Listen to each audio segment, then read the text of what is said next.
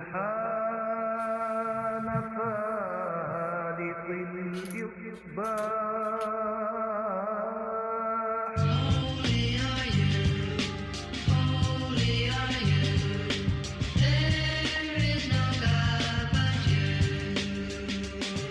Put you in the camel clutch, crack your spine like the Dutch. Sideline, ringside, paralyzed, fuck a crutch, cause you're gonna need a wheelchair. Then I mean with the overkill, smash your baby. Hamin, Monday morning. Hey, waiting on hey, promised me he was gonna be prompt. Timmy B on his way. Hamin's away. So we're gonna get this day going. Monday morning locker room. Waiting on the arrival of the great, always late Timmy B to the episode. I'm here getting you going, rocking and rolling that order to beat of the B. Richard Crompton victory. Let me ask you, chat room, fill it up here. We are getting going. We used to get the traditional Hamin theme. Hopefully this is playing right, but I would prefer this version. The update the hip hop Hamin version of it. Usually my go-to. I know at least when I book in, this is the song that we use. It's the one that I like. We'll jam it out here a little bit longer as we wait for the arrival of our man to officially get things going. The first Monday Locker Room, February 2023. Yeah, I guess it would help if I got the headlines pulled up so I just kind of see what the hell we want to talk about. Get our day going. He's a sultan of slime on a mission of bombers. When his mission's accomplished, he will be the reigning champ. All right, that is it up there. Of the Hamin entrance music, we'll get officially things going here as we wait the arrival of Timmy Baltimore coming way of, yes, Baltimore. Now, speaking of Baltimore, like I said, I checked out. It was a pretty damn cool. I was doing some show prep and looked for some background sounds and stumbled upon a 30 for 30 featuring the famed Baltimore Ravens Super Bowl team. What was that, 2002 that they did? Let me look that up here. But, I mean, you talk about one of the baddest defenses in the history of the NFL. I mean, just some total ass beaters, some guys, even more so outside of that with big personalities. Pretty much, I mean, these guys could have been, they were the rock stars of the NFL, pro wrestlers, if you will. But, of course, that team led by Ray Lewis and Terry Saragusa. Yeah, that was the big one. So what was that? Was it?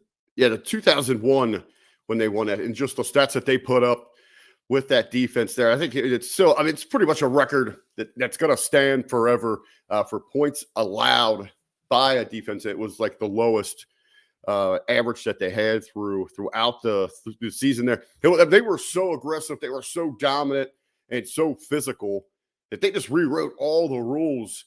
So now today's modern game, I mean, it's impossible for a defense to play at that that physicality, that level. They were just damn dangerous. Chat room filling up. Glad to see everybody bright and early. First Monday Locker Room of February for 2023. Chat out there. What were you guys doing this week? I know we had Vengeance Day, but we didn't have any major. We're going to talk a little bit about Vengeance Day. I'm going to leave that complete breakdown and review to the crew over on Next Level. Big Ray and the Vet, they're going to be coming at you Wednesday morning as they do each and every week, approximately 11 a.m. So I'll leave the complete breakdown, but we had Vengeance Day, but I don't know if it really had that big event feel that, especially that we had with the Rumble the previous week. There was no football. As we have the bye week, we got the Super Bowl coming up here next week. We had the Pro Bowl. They had some, the skills competition, and now they've, rightfully so. I mean, the Pro Bowl itself, it becomes really such a joke. Essentially it was flag football. So now they just stripped away the pads and they put the flags on the players. I tried to check it out a little bit. I don't know if I just wasn't feeling it overall because it's just okay. The spectacle of the Pro Bowl has been gone, but now you've kind of stripped it down, watered it down to where it is absolutely nothing. I mean, it was a little bit of fun, to hear the Manning brothers. They're always a good time, but I guess some of the skills competitions were okay, but it might be the bitterness still in me. It still stings going back to last Sunday when the Bengals were defeated by the Kansas City Chiefs. And I know Ben and I taled about, it was just some rather hilarious conspiracy stuff inside of the league itself. And it's taken over the meme world. Is the NFL scripted? Is the NFL continuing to out pro wrestling as we look at, they have true megastars and superstars, and they have the compelling storylines, and it's what really everyone's buzzing about. But all that aside, just still the sting, some of the questionable calls there in that fourth quarter against my Bengals last week, and then seeing, really going back and watching where the calls went against us and they were overlooked for Kansas City. So it could be the bitter RBV, if you will. I'm having trouble getting hyped up for this Super Bowl. Of course, next Saturday, we're going to be coming at you with the HMG sports special. We've been covering the NFL. I was really proud of the team that we put together for that. It's such a great dynamic. Of course, myself, I sit in as the straight man, kind of lead the conversation. First and foremost, I had to reach out to my guy, my ride or die in this podcast game, the stat man, that stat dude, Dr. Michael Jarg. I mean, the numbers that he comes up with, absolutely incredible. John Hartnett joined us. I mean, he is the handicapper extraordinaire. And just sit back and listen to him and how he analyzes the breakdown of what you need to be looking at, knowing going inside those numbers in the bet game. It's just incredible to listen to him. But I do know, he covers himself. He tells you to bet responsibly, or bet what you can lose. Hey, I'll follow his advice any time of the year, any week, any sports, any games. But yeah, obviously last week, taking his advice, took a bath. Everyone that was listening to the Heart last week, we took a bath on that, as he was really big. He really liked the Niners going in last week, and we seen what happened there, just dismantling of the quarterback position. He was riding high on Burrow and my boys the entire playoff. Again, that did not happen. So hopefully turns his luck around for this next week. And then our fourth member of the board there on the HMG Sports Special, the playoff previews and reviews, is Kevin Panetta, the super fan. Congratulations to him. The Philly fanatic, rocking and rolling up there. Cheesesteaks galore is his team. Fly, Eagles, fly. They're going to be in the Super Bowl next week. So I'm sure he's going to be excited. He's going to be extra hyped as we sit down next Saturday to give you guys some insight, what you can look forward to for the Super Bowl. We're going to be taking a look at a lot of those just awesome-ass prop bets next week. There's so many, especially with the Super Bowl. And one of my traditions every year with the Super Bowl, heads or tails, baby. Is it going to be heads or tails? I get it right out of the way. It'll vary what I bet, what I can really spend each and every year on it. I've got up to $100. I've done $25 on it. But it's my favorite. I always go heads. Heads on the Super Bowl. Get it going with the coin flip, and then I look at the other prop bets. We're gonna be talking, and of course with the Super Bowl, the game of games. I know all you guys, the Hamin Army, the faithful. You're gonna be out and about. You're gonna be at those Super Bowl parties.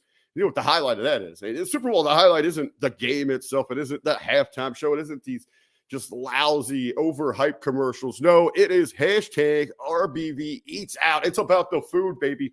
No matter where you're at the Super Bowl parties, it's about what you're grubbing on all day. Of course, the number one football fanatic for the foodies during football games is wings. So I know a lot of you guys are going to be devouring a lot of wings. It's something ridiculous. I look it up, and I'm sure I'll have the stat by Saturday when we sit down and we look at some of those numbers for the Super Bowl. But, I mean, just the amount of wings that are devoured on Super Bowl Sunday. Hey, we got time. We're waiting on Baltimore here, so we'll go ahead and look it up here. Hot wings, buffalo wings, if you will, eaten on Super Bowl Sunday. How many buffalo wings are eaten on Super Bowl Sunday? 1.42 billion wings are going to be consumed on Super Bowl Sunday. It's a lot of freaking wings. In the chat, drop me in, man. Let me know. I'll give you some shout outs here. Let everyone who is here. Hey, your favorite, your wing, your go-to sauces, or your other Super Bowl eats here. And it's 8:40. My stomach's grumbling. Actually, I just got off of work, so still yet to go to bed. So we're going to get through here Monday morning locker room. We're going to get through it. We're going to have a good time the next hour and a half here. Talking life itself. Talking a little pro wrestling. I had some topics that I wanted to talk to with Timmy B But lo and behold, the man, and he promised me. We were setting up. We were kind of prepping this weekend. What we wanted to talk about, some things we want to do is we're working on some other projects as well. And he promised me, I'm going to be punctual. I'll be there on time. Well, no, you're not, Timmy. So I'm trying to hold off for Timmy before we get into some of these topics here. But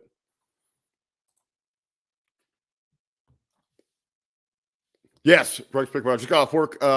So the shoot job. A few things you know that I am in the marketing field, so I've got a handful of small businesses that I handle their social media for. I come up with some marketing concepts, do design work for them, but I also work part-time, few days a week at a local radio station here in Southwest Ohio, or for a network, a family thing of channels. Actually, we run in a few different markets outside of where I'm at here in Cincinnati, but it's just doing some editing stuff. Doing some editing stuff, prep commercial stuff. A lot of this week, getting ready for Super Bowl, getting ad placements ready to go so that we can run across the different platforms there. I keep telling the sons of bitches they need to let me officially on air, but you got to pay those dues just like anywhere. You got to pay your dues. So I'm waiting for that break, man. So if you're there, somebody calls in sick or something, they need to go to. They know they got RBV. I've got some of the people up there in my camp, love the takes and love the voice. So hopefully I'll get one of those calls here. Hey, I'll tell you what we're going to do, guys, is we're getting going here. Chat's going here. We got some good conversation. We got some topics as we're waiting here. Throw them at me, but let's just go ahead and call this son of a bitch. Let's just go ahead and call Timmy, see what we got.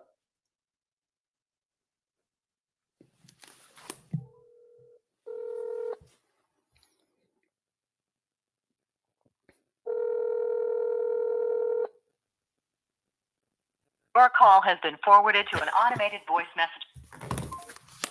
All right, he is here. He is backstage, ladies and gentlemen. He heard that phone ring, and so he got to run in towards us here. Let's bring in the man we've been waiting for. Is this thing on? Hey, I've been sitting here. Hey, really funny. We were just talking about when you got that solo mic and you're trying to just fill airtime. Dude, I'm going to tell you something, and I'm going to tell the Hamin Media Army and channelattitude.com and everything in between. This microphone right here hasn't seen its last day. One of these days, I'm going to get the right equipment, proper equipment, like a professional announcer might do. And, maybe get some of those headphones. Here, what you can tell, though, is that I'm extremely vain because I do have the light. See? So, yes. I got to get a computer that hooks up to this because I learned very quickly when I tried to feed it. I'm on an iPad Pro. So when I tried to feed it through the iPad with this, I learned very quickly that our fan base here and our audience, they're very cool, very understanding, very forgiving, except for shitty audio. They weren't having it, and I don't blame them. So, here we are, man. The cat's away, the mice will play. What do we do? Are we just deer in headlights here? How about we do 10 seconds of that? A few loose topics, but I did get going. I was talking about here a little bit. We were just getting ready, looking forward to the Super Bowl. So let me ask you, Timmy. Yeah. Your team went out first round. We got you in the first round. You guys kind of stumbled into the playoffs. It was a rough finish for the Baltimore Ravens, especially with Jackson going down. But this past weekend, the Pro Bowl, they have stripped that thing down to making it a flag football game. You got the skills competition, flag football. Not that the game itself was all that exciting over the last couple, decade or so, but are you hyped for the Super Bowl? Are you feeling it this year? I don't know if I'm just bitter because of what happened to the Bengals last week. I'm having trouble getting in the groove. I know. Listen, I've got a confession. I've had trouble all year getting in the groove of football. I'm like, man, I've had periods of time where I was just like so into it, like a maniac. And then I don't know what it is, other periods of time, I can just kind of like know what's going on and be okay with that. I probably lose my man card over that, but like the fact of the matter is, like, I don't know, man. It's really, I try not to get I try not to get so involved in something I have no control over that like has the ability to kind of like ruin my weekend or day. And like a really tough loss or a close loss will do that in the NFL. Like your week will be screwed up, at least the first part. So I've been able to avoid that. I remember this. I mean, it would like your team would lose, and you'd be in the most shitty mood until the next game, and hopefully that they could win that one to pull you out of it. But if you went on a losing streak, dude, it's so like I remember my family, my stepdad was one of the first people to keep his money when NFL was expanding, and Baltimore didn't get a team right away, obviously. hey, you just rat bastards had to steal one from Cleveland. Hey, man, I'm going to tell you a little story about a team called the Baltimore Colts who left like thieves in the night. We had a team on a Friday evening, man. Saturday morning, we didn't. Don't give me that shit. Stealing a team. You can't steal from thieves. So my family had not only did you steal the team, you stole their Super Bowl, man. We did steal their Super Bowl. Oh, it was lovely. I mean, it's just crazy. The Baltimore Ravens are a crazy team. Like, it blows my mind that we have 2 Super Bowl rings. And if you look back on those seasons, like the first time we got it, we didn't score a touchdown for 7-8 games. It was crazy. We were all defense. And then well, I was talking about that because we kind of got us on football. The conversation is I wasn't really feeling the actual NFL stuff, but last night I was doing some show prep and cooking for the week, and also I made these awesome stuffed pork chops. But outside of that, I caught a 30 for 30, the Baltimore Bullies, where they brought back that 0-1 team. You know, the big personalities from that team. Man, that was an awesome group, man. But just outside of how dominant, like you said, the offense would struggle at times, but they had major star power that they could when they needed it. But that defense, there'll never be a defense like that again, because I mean they changed the rules around these guys. It was incredible, and I feel like you ever look back at certain things and feel like, oh man, I'm glad I'm this age because I got to experience that. Got to watch Ray Lewis play on numerous occasions. Even like Tom Brady, which may not seem like a big deal, but people look back and go, did you get to see Tom Brady play live?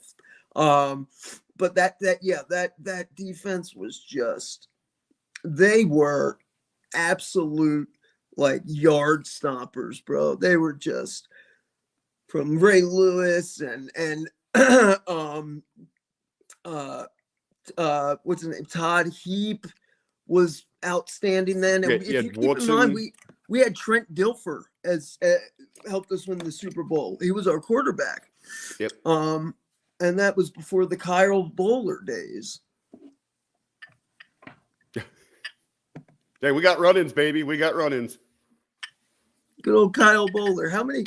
What do you think this will get me down at the old pawn shop? Get you kicked out. Well played, sir. Well played.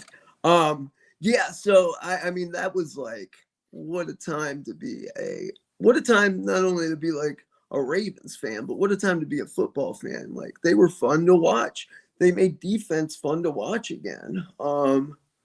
But it's always through these just weird kind of kabuki long shot means that we find the Baltimore Ravens would find themselves like in the playoffs or, twice at the Super Bowl and twice winning the Super Bowl. Remember too, the second win, 2013, the second Super Bowl win for the Baltimore Ravens had it was battle of the battle of the hardballs.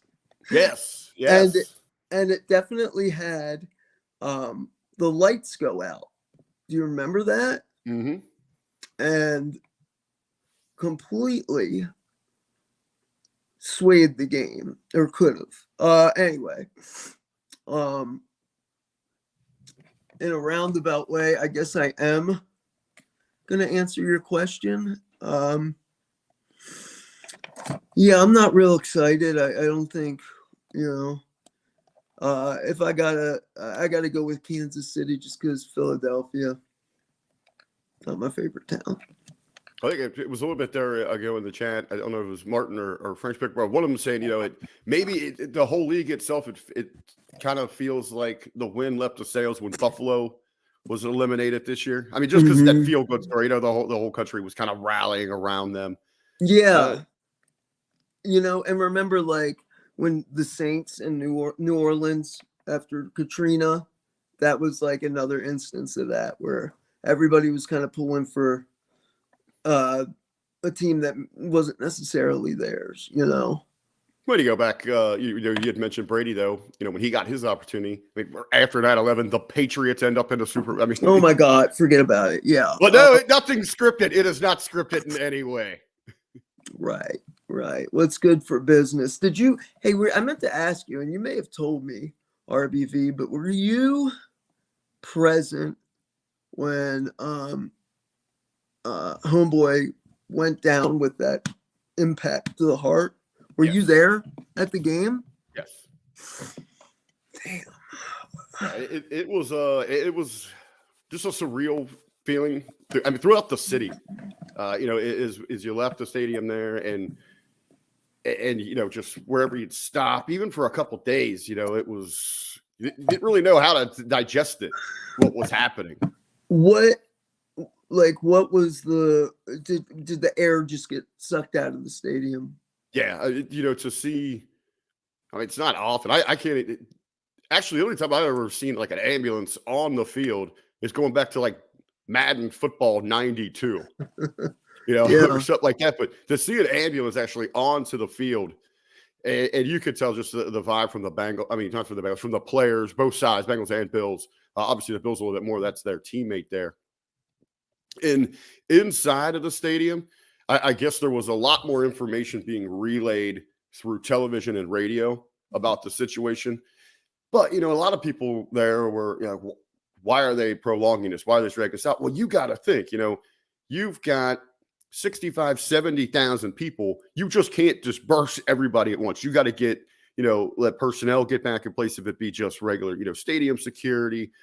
You've got to let, the officers outside on the streets because you hope that, and thankfully Cincinnati, Buffalo had a tremendous fan base there. They took over lots, bringing the Bills Nation down or whatever they call themselves. But they travel, right? They do. They travel, and it was a big game. Yeah. For the moment, so much on the line there. But and yes, you hope everyone acts civil, and they did. That was amazing. Both fan bases coming together, uniting like that. But you run that risk. Hey, that's in Philly. Philly fan might not act that way. Them sons of bitches, That's why they have a jail. That's why they have a jail below the field for those scumbags. Yeah, I mean, so you don't know how what the response is going to be. So you got to let people get in place, and you can't just flood the streets like that. So they took their time, and I thought they did that right. But some people were tossing some heat at them. It's like you guys got to understand to step back and look at this. But yeah, it was just it'll be one of those moments, just outside of sports, that people will remember where they're at when it happened. Yeah. I meant to ask you that. You bring up a great point, like. And it does relate to wrestling too. It's like that the event happens and all of a sudden all the attention's on this thing and nobody's doing anything else but the thing. right now, like looking or attending to or whatever. The world stands still. But then once it starts to move, it's like a little bit of catch up, a little bit, there has to be that time to register, which is a lot like people rushing through a match. Sorry, I don't mean to bring it to that, but this is a wrestling show, allegedly. And I just think that's like, it's interesting, man, because you just don't know how easily the world could just go to shit. Like it could just implode. I was at in Full Gear, I guess. Yeah, it was Full Gear in 2019. Whatever the pay-per-view was with Cody and Jericho, right? And me being an esteemed guest of All Elite Wrestling, they rolled out the red carpet for me. And no, I'm just kidding. But I did, like, I like to, if I'm in those situations, I like to talk to like the cops there or like event staff, because I'll talk to security if they've been there for a long time to hear about, old shows or old stories. Because let me tell you something, I've talked to all the boys and all the girls, all the wrestlers. I'm bored. You know what I mean? See, I've seen enough. So I at that show, I talked to this police officer who was backstage, just standing on duty, I suppose. I think he was off duty, but on duty. And so I just started asking him about my city of Baltimore, which is dire straits and just slowly, actually pretty rapidly dying. And I'm just like, what's the salute? What do you see as the problems in it? And forget all that. But then what he said to me was astounding. He's like, people just don't realize, like, look out there. There are, well, I think they would want you to think there was like 9,000, but there were like 6,000 people out in that arena. Not to mention Baltimore City, which is, we get, 375 homicides a year, at least usually, in the city part, not the state, not the county, and just the city. He was like, you see me? I go, yeah. He goes, you see that guy over there? And it was another cop. He goes, and there's one more. That's it. That's it for all these people. 3 police officers who, looked like they were getting a little too old for this shit. Like they were getting out, they were, probably a couple years from retirement. But 3 police officers trying to manage a crowd of 7,000 people in, pretty dangerous area. You guys have over 500,000 people in a 5104 murder rate. Dude, people just don't care. There's no value on human life, or the kids are that are in this poverty and without guidance or the right kind of parenting or any kind of parenting, whether that's absent because of addiction, mental health, or just somebody working their ass off and can't be around all the time. There's so much like just violence, like it's like liberal, but like just like just kill somebody over $20, 25 to life. 16 years old, who cares? And it's just like, man, that mentality, something got broke really early on, because you just don't, you're not putting yourself in anybody's shoes. And even if you're not doing that, you're not having the sense to look forward and go, listen, I know that a lot of people say, you know, if they're in violent neighborhoods, that it's like you're going to end up in jail or you're going to end up dead. That is not that's such a blanket statement, but they think that way, a lot of the kids. So it's like, well, what's the difference if I go there now or later? But no, it's like you'd think self-preservation would kick in at some point. And like I hear stories about some like young ladies who they dig that if you got bodies on you, like, oh my God. I'm just like, what happened to like good credit and a 401k? But yeah, so anyway, that's, and speaking to that police officer, it just blew my mind how little you know, that line is, how just paper thin it is between chaos and this idea of order that we have, and it is a delusion, because I don't know. They obviously, you know, people were pretty calm because Cody did lose and there was no riot. So anyway. Hey, you know what? Hey, perfect segue. One of the headlines I did want to talk to you about. I guess we'll throw it out. We'll pepper in a little pro wrestling here, right?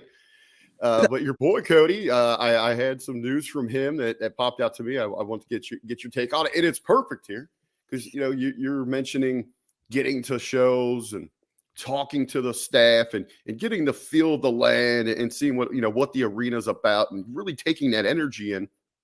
Well, Cody, he just recently admitted, that he committed one of those ultimate no-nos at the Rumble. He was so busy and they were kind of keeping him away from everything. Obviously, we knew he was going to be there. I don't know why they were hesitant to let him go through his normal routine or if it was just press or what was going on, but he didn't walk the arena. And he said his dad would be ultimately disappointed in him. He was so far behind, and because you got with the stadium show, he admitted he didn't know where the hard cams were. Is he blowing smoke here? I mean, or is he trying to hype himself up here? But no, I think he speaks from an honest place, but I think there's a big difference between I didn't walk the arena. I don't know what's going on. Where's Gorilla? Where do I go out? Where's the curtain? Where's hard cam? I don't know what I'm doing versus shit. I didn't walk the arena. I wonder where hard cam is. Oh, there it is. You know what I mean? Like, dude, I like. I know it's a completely different level. Cody is such a pro. He's been doing this he'd come up with you there. We got a couple decades under his belt. He's born into this thing. It's in his DNA. Yeah. I get there's a difference there, but it astounds me. And I know the kids weren't trained for this stuff, but on indie shows, hit the spot with that hard cam. I don't know where it's at. There's a huge camera sitting on that wall right there. I love that one. But please, do your little pose thing towards that crowd, but come back and do it again for where we got the hard camera so we can get a shot and try to do something with this footage. Man. So at MCW and after shows and stuff, we'll do a tape day. And sometimes I'll go, but sometimes I won't because I lose my mind. And it's just, I don't know, man. I'm trying to be honest and give real feedback like that is constructive. And I'm sure a lot of them are just like this dick. But some others are receptive or at least pretend to be. The thing that boggles my mind is, yes, the old hard cam pose, but like, how about when somebody wins a title or a fuck finish and the heel rolls out, walks up the ramp, and then just walks to the back? And it's like, are we doing a TV wrestling show here, or are we just fucking filming you doing shit? Like, do you even watch wrestling, bro? Like, unless you're being actively chased, man, on Raw and SmackDown, you watch them. They walk around, they turn around. It's weird in execution, and if you see it, watch it like as it's happening, and you're like, people don't do this in real life, but on TV, it comes off how it has to and how it should. And you'll see somebody like Randy Orton walk up the ramp and turn around, and it'll be just whatever. And somebody in the rings, and they have the guy on the camera saying, "And we're clear." And that's when you turn around, right? These guys, man, these girls, these you can't blame them because they don't have training in television, and TV wrestling is completely different from live event indie wrestling. TV wrestling is completely different, and live TV wrestling is completely different than taped TV wrestling. So it boggles my mind that people don't kind of prepare themselves better for those scenarios where hey, you're going to be doing a live broadcast as opposed to a taped one, or just a show for the crowd where you can do kind of whatever. But even then, you want to hit the hard cam, right? Even then. I mean, there's a laundry list. I got to tell you, RBV. So we had a show Friday in RJ Meyer Arena in Joppa, Maryland. And This past Friday? This past Friday. And I'm finding like I don't suffer the back padding, or like if it was the shits, I'm going to say it was the shits. And then so the main event was the shits. And it was because of an overbooked finish. And it involved two very capable guys. And I really care for them both.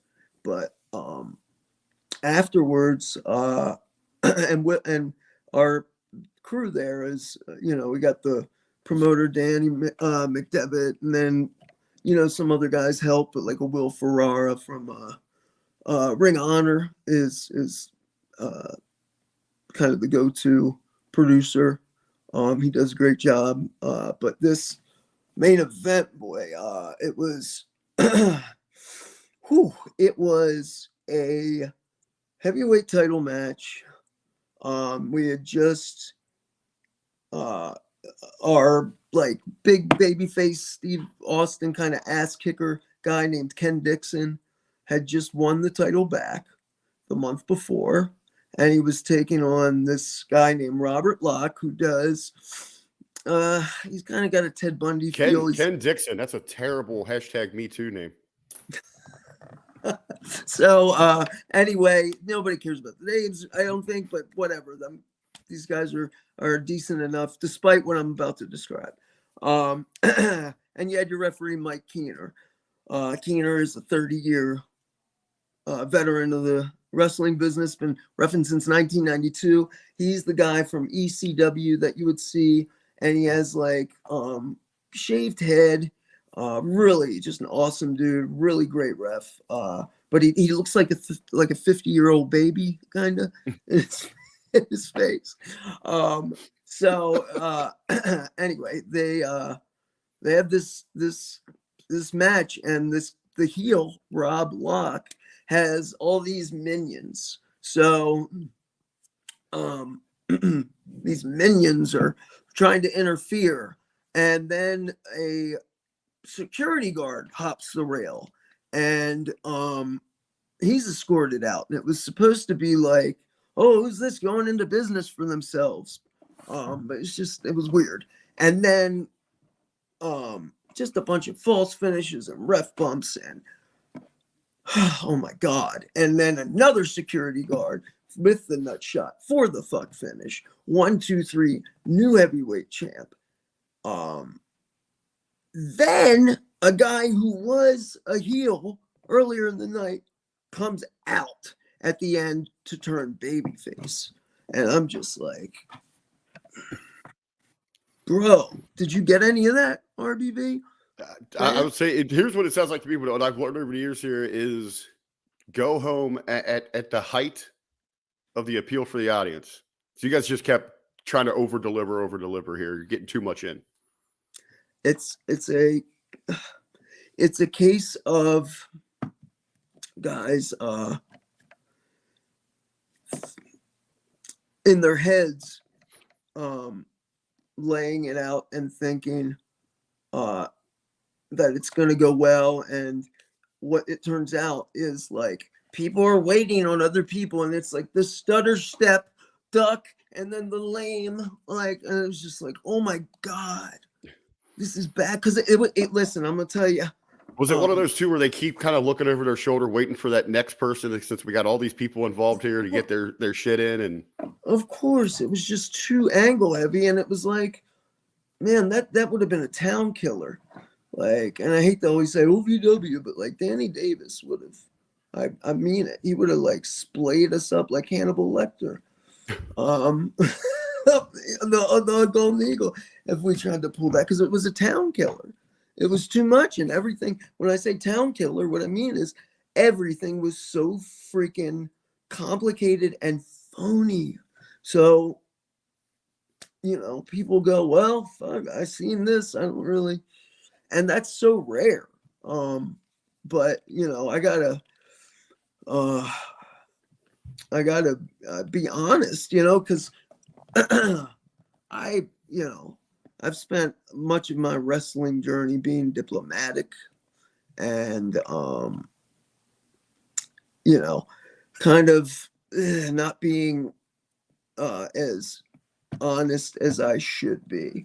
And a few years ago, I just said I'm going to start doing that. So after the match, you know, there's like the powwow, and it's not like anybody's looking to be put over. Well, I was going to say, is this? I know how it is afterwards. Everybody's on that high, and if you're involved in that moment, maybe you don't realize it because they weren't in that spot like you were to sit back and watch it, and they're thinking, "Man, that was awesome. We nailed it. We did this." But you got to kind of bring them down, you know. Just I brought them down.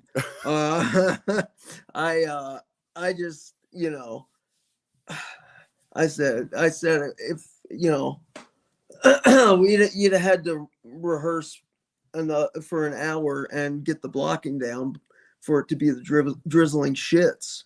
It wasn't even that. I was real harsh, and the reason for that is these are guys that look the part. They can cut a promo. They got the goods. They need an opportunity. They need a look. And you know, not to say it's going to be they're going to get signed, but they might. Like, they're in that basket of guys that, you know, look like wrestlers. They train, they take it seriously, and they tried this overbooked finish that was, man, you have to be a real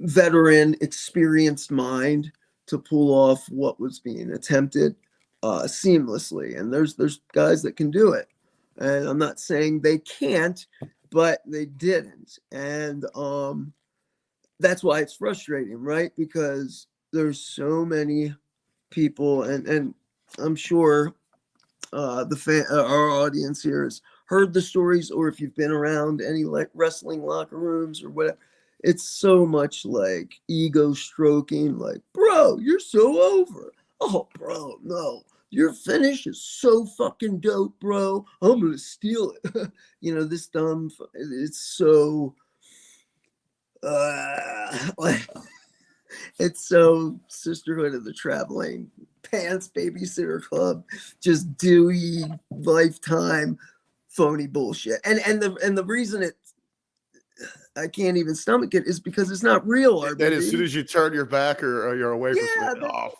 it, fucking sucks. He fucking sucks. Fuck that. Right. Oh, you guys, come on. Hey, you guys, I hear you, Barry. Everyone and I'm in on the joke here, and that's cool. At least I know when I walk away, you won't bury me too. Give me a freaking break. So anyway, but anyway, I don't want to give a wrong perception of what we do over there at MCW. MCW is a tight run ship. It's a great crew. This I mean, it happens. Sometimes you get just a little over in happens. your head, man, and it falls totally flat. Unfortunately, it happened in the main event. And yeah, man, yeah, I'm they'll be better having experienced it, I hope. And what got me RBV is that when I came over to say what, like, and I'm not just walking around like going, here's what I think of the wrestling. Like, people ask me, and I gave the look like around, and I looked at everybody, like, was hoping everybody was on the same page as me. Like, that was bad, right, guys? And I didn't quite get that. And I was like, okay, well, I'm not backing down now. Like, I know what I saw. I know what I called. So I was like, you just watch it and tape, man. And there's a rule. If you're going to criticize something or try to pitch a different idea or try to shit on an idea, you got to come with something better, right? You got to come with something better. So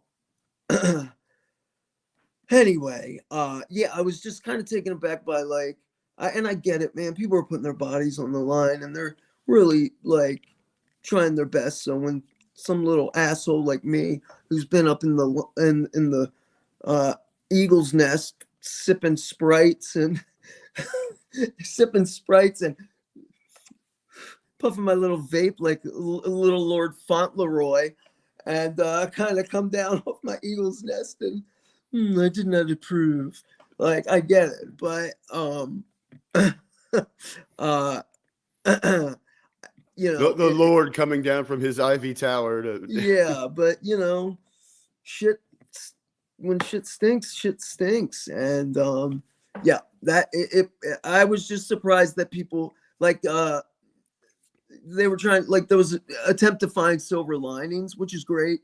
That's good, but it seemed like quite a reach to me. So it's one of those situations where I look around, and this happens to me more and more as I get older, but I'm going, am I the asshole here?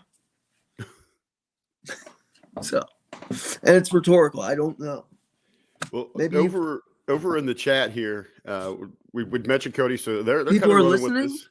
Yeah, they're listening in the chat, but they kind of we got a split take over here. So it's good points on each side here about the feelings of Cody right now. So, and I'm not going to try to get you. Wait, what do you mean the feel? What does that mean?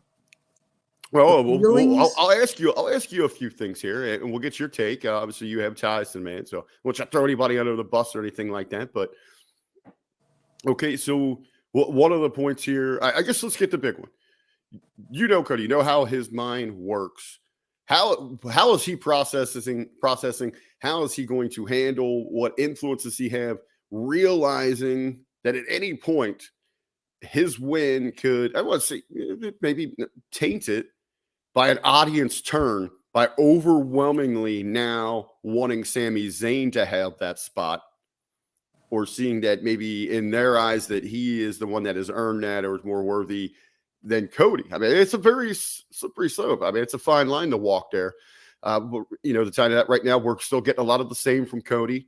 This is the dream, the boy trying to live up into his father's shoes. Story, a lot of the same. It's the true life's, like, if I'm telling a story about, like, hey man, I'm working real hard to get my legs working better, and you see me in 2 weeks and I'm going, yeah man, still working real hard to get my, I'm starting this, like, what do you want me to have a completely different, like, it's real life.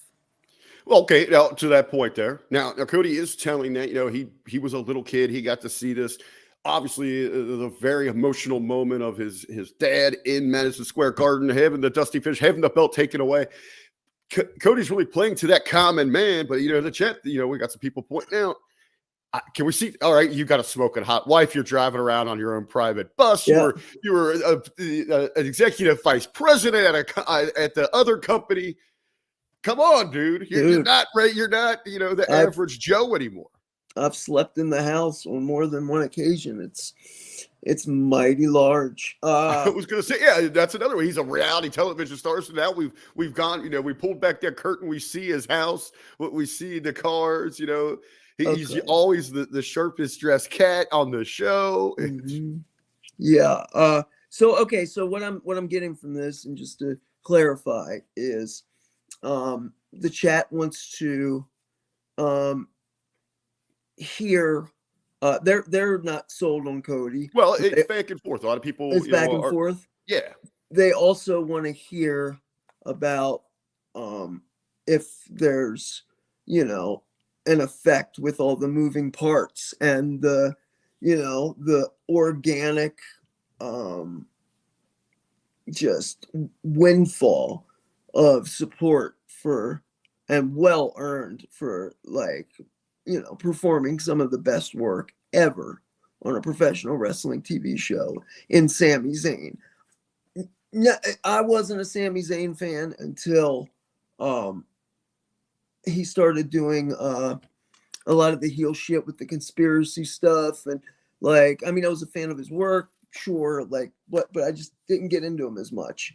And well, he really evolved and took it to that next level with the character work. Dude, this guy was, and it wasn't a bad spot, and he's apparently proud of the match, he said in interviews, but he was working Johnny Knoxville and Jackass last year. Yeah. Right? Can you and the year before that, it was him and Kevin Owens with Logan Paul. Before we knew about Logan Paul, this is just when we had him there looking sexy. Now we got him, teeing up.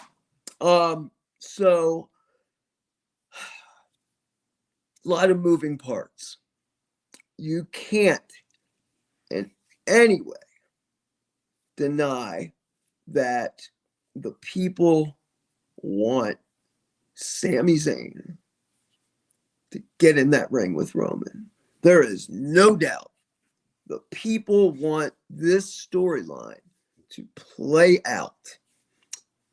SmackDown, I believe, saw Roman saying Elimination Chamber, Montreal, Quebec, Canada. Yep, you're correct.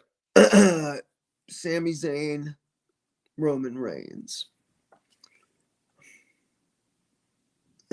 How do you spell Montreal Screwjob 2023, right? And you want to talk about heat? That's where we're going with Paul Heyman and some sort of something like that. Because here's the point. So if we don't have a definite finish there, hold on. Okay. Hold on. Here's the point. Cody Rhodes is on that marquee, on the graphic, on the render for the main event of WrestleMania. Okay? The main event of WrestleMania against Roman Reigns. The Rock, thank goodness, did not muck this up. Imagine if he were in the mix, how complicated and convoluted it would be with,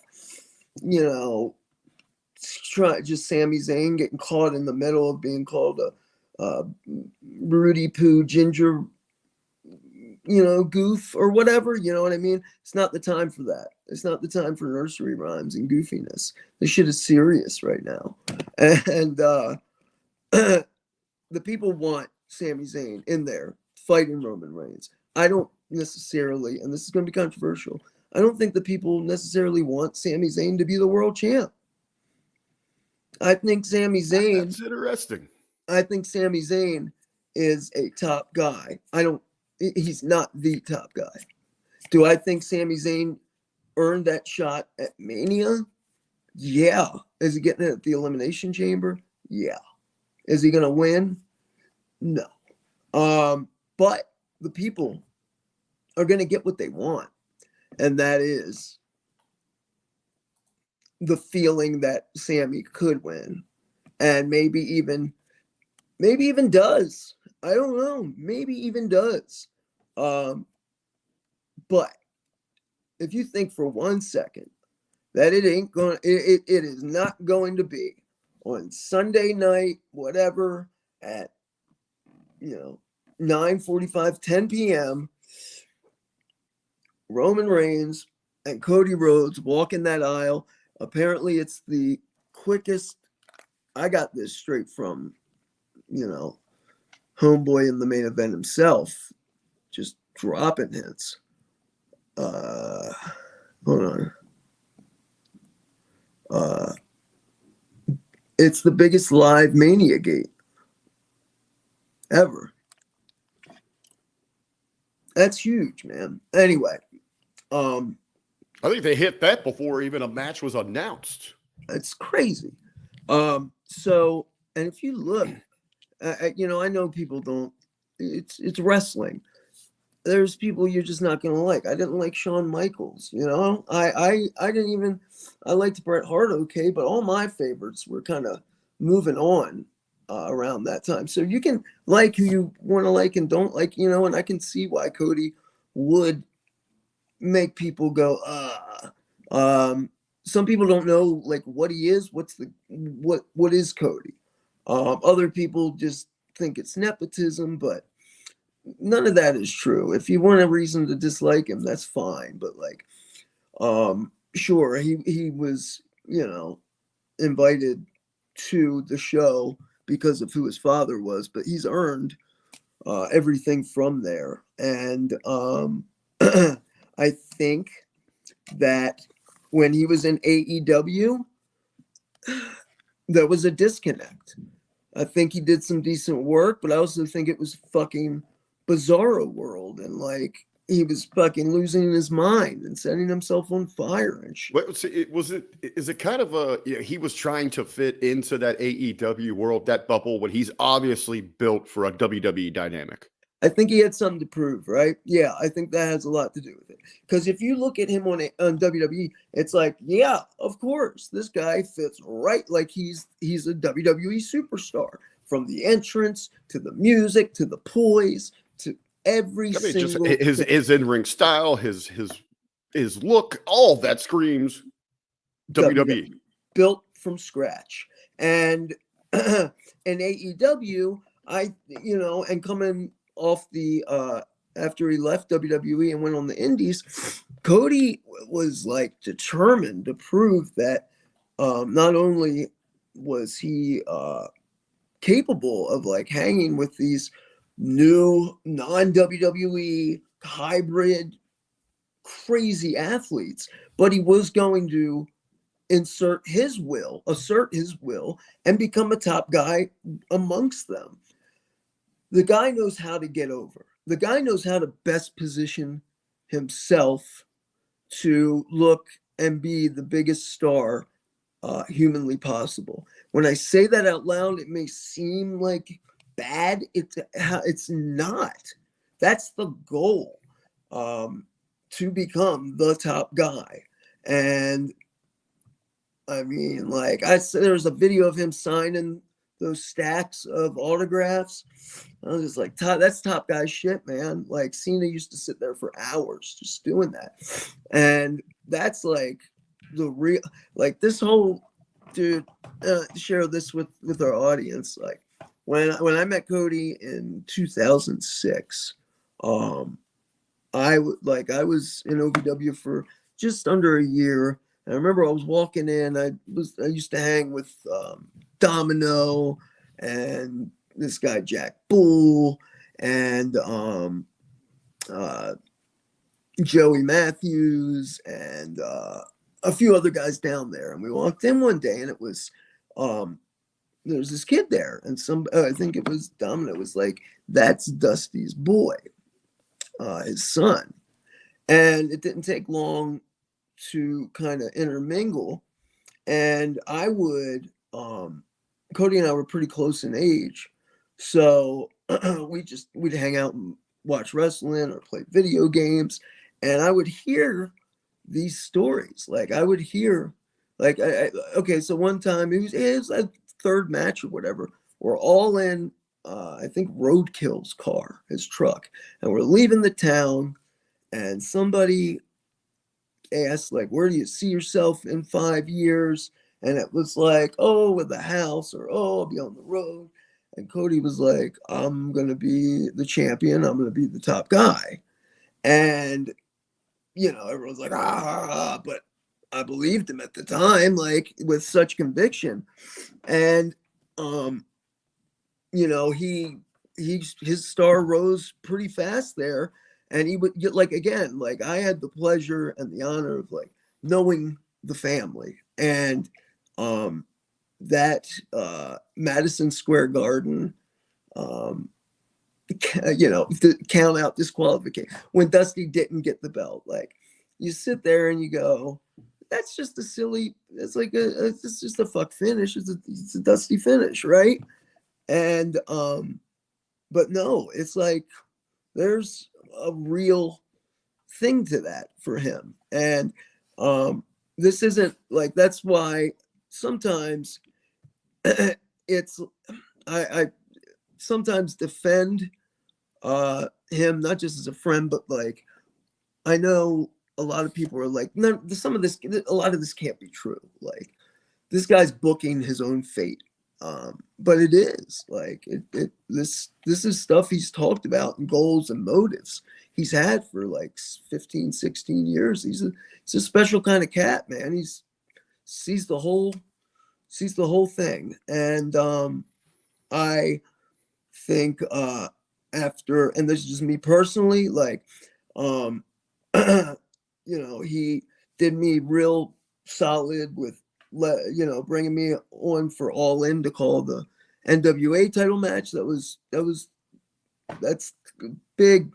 That's like the big thing and shit I've done.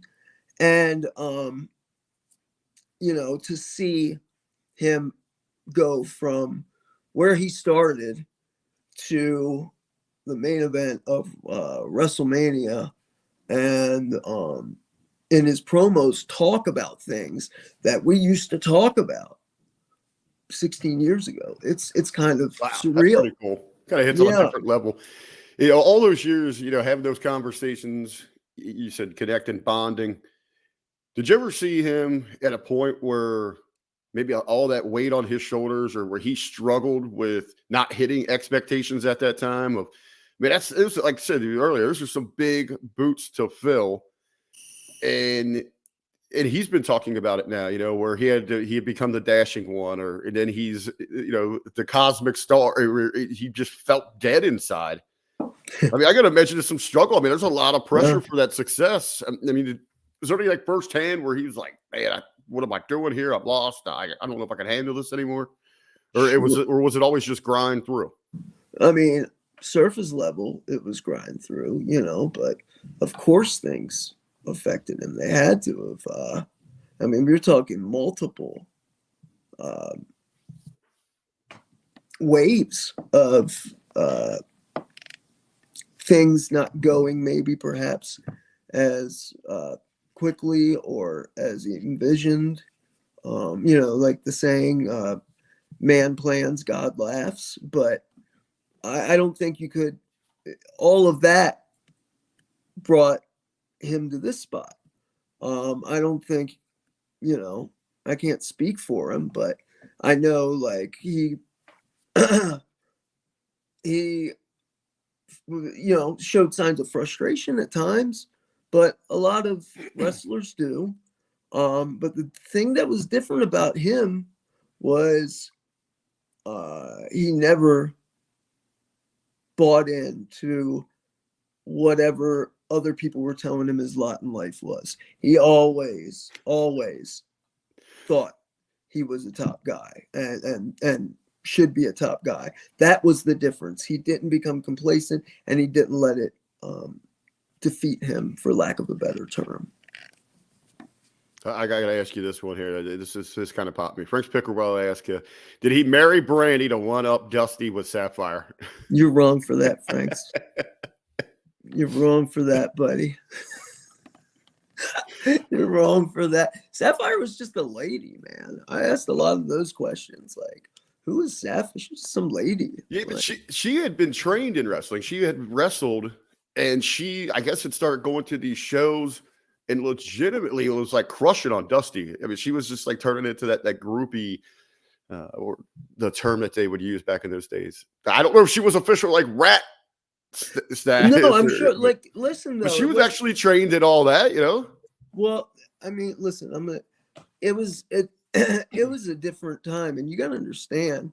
I know this is like a Rhodes heavy show, and that's fine because that's what's going on. But people like I didn't even realize like how over Dusty was, not only nationally but like especially in like Florida. He was for a period of time like just top, most recognizable dude around. And people like what made Dusty so special in a lot of ways is his connection with the people was, a lot of people that come to wrestling or wrestling fans. There's a lot of poverty in a wrestling audience sometimes, you know what I mean? And he was somebody that was able to bridge that gap between, really segregated areas in South Florida because the brothers and the sisters loved him. The the Opies and the rednecks loved him.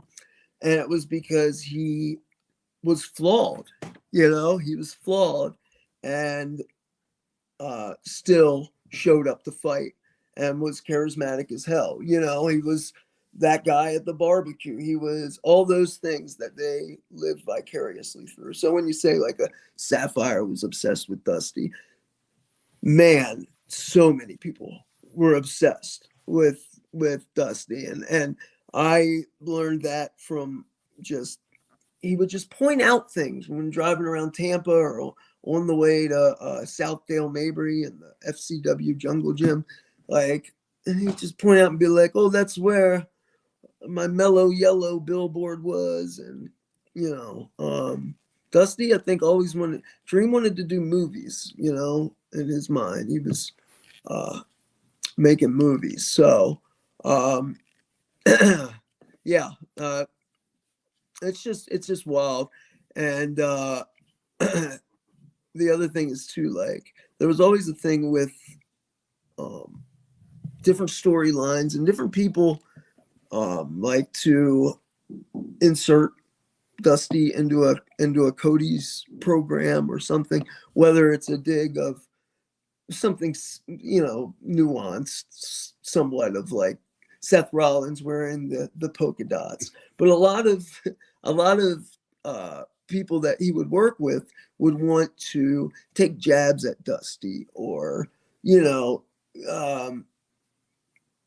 go at Cody through the vehicle of Dusty Rhodes and his father. But Cody had a great point when he used to say, listen, Dusty's not coming out of the curtain. Like, we can't, like, there's no point in involving that because he's not coming here. He's not going to blow a comeback. He's not going to hit the bionic elbow. However, in this story, this is the story, man. This is it. This is Cody's like real life story. And how can't you? I don't know. I'm sure people can, but I have a hard time not rooting for somebody like that. Even if they're rich, even if they have a beautiful wife, even if whatever, it still has human moments, still was in the shadow of an icon and still rose to great heights and called his shot and is taking that seat on the proverbial throne. And guess what? Roman's gone for a while, so he's going to be the guy doing all that top guy shit. Has that been confirmed that Roman is taking the time off, that he's got some movie stuff or something like that coming, or? I'm checking with my sources. Breaking news here. Breaking news. I don't know. He had sushi for lunch though. That's all I know right now. Yeah, I'd imagine so. What are you gonna do? He's been champ for almost 3 years. He's eaten the crossroads 1, 2, 3, and Monday is the beginning of Cody's era. And I mean, do we really, after that loss, want to see Roman like? Do we get at WrestleMania? Is that when we get Brandy's reintroduction to the WWE? I mean, like the whole family out there celebrating the baby, the confetti, the go with the in the polka dot theme, the black and the yellow confetti dropping down. You're smart one, RBV. That's pretty dope. I might even hop in there. You know, I don't know. Maybe I'll be there. Hey, you should become his new advocate. We're replacing Roman and his advocate. So now we got Cody and his advocate.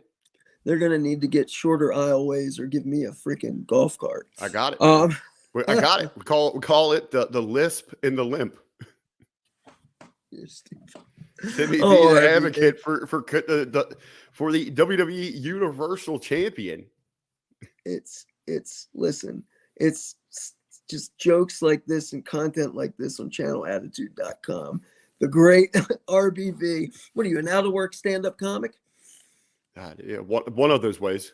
I don't know which one, but yeah, that's when you're not going to see Roman the next day. What's he going to do? Pick up the mic and be like, "All right, Baron Corbin, it's you and I now." He's got to go away for a while, man. He's got to go away, and then you'll see the disintegration of the bloodline or whatever's going on there. I think Braun Breaker will probably debut the day after Mania. Wouldn't you think? I think, yeah, they're probably reserving him. Although he just, did you get to check out any Vengeance? NXT had their pay-per-view. No, was their Vengeance Day. No, it was actually, this is the first time they got back out on the road. I think they were there in the Carolinas. Charlotte, really? I think it's because obviously Charlotte introduced the show. I went through it a little bit. We're going to leave the actual breakdown of the show to Big Ray and Yvette. That's their specialty here at channelattitude.com, Hamin Media Group. But we can't even talk about it? What? Well, I got some larger points that I want to ask you about. Yeah. And one of them would be, well, I guess we'll start this one. Good idea for NXT to get back out on the road. It did not have anywhere near the same energy. I know you can see it, but back when NXT was hot, that original gold and black, gold and yellow, whatever, they would go out, before WrestleMania and have tremendous energy. Yeah. This was seriously lacking. I know you're not really a fan of them even being on television. Yeah, but should they be trying to get out and tour, like Coliseums and shit like this? Yeah, no, I think national TV with your developmental is a dangerous proposition. But you're saying to me right now that they went to a legitimate, 6,000, 7,000, 10,000 seat arena NXT? Yeah, let me see if I can get the actual attendance here. But yeah, they're back out on the road. Why can't you get it instantly? Why do I have to wait 10 seconds? I'm not prepared.